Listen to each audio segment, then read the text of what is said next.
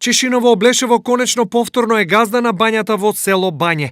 Објектот кој со децении пропагаше со одлука на државата, повторно е вратен во собственост на општината, со што се отвора можност за негова реконструкција и пуштање во употреба. Да, има бањата, значи пред кратко време ние си ја вративме бањата на општина Чешиново Облешево со имотен лист во службен весник излезе дека под наша собственост ќе тражиме инвеститор во кој тоа би било една добра работа за нашата, не само за Чешиново Облешево, дури и за целиот регион, за да успееме да ја направиме бањата во село Бања.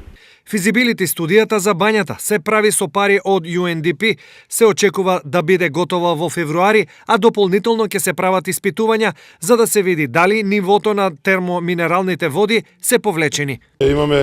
Ние имаме некои информации дека водата е повлечена, малку има паднато водата доле, ама тоа е со текот на испитување, ние можеме да видиме преку Министерство за економија, да си земеме концесија и да ги прочистиме бушотините, така речено, и да си почне функција бањата.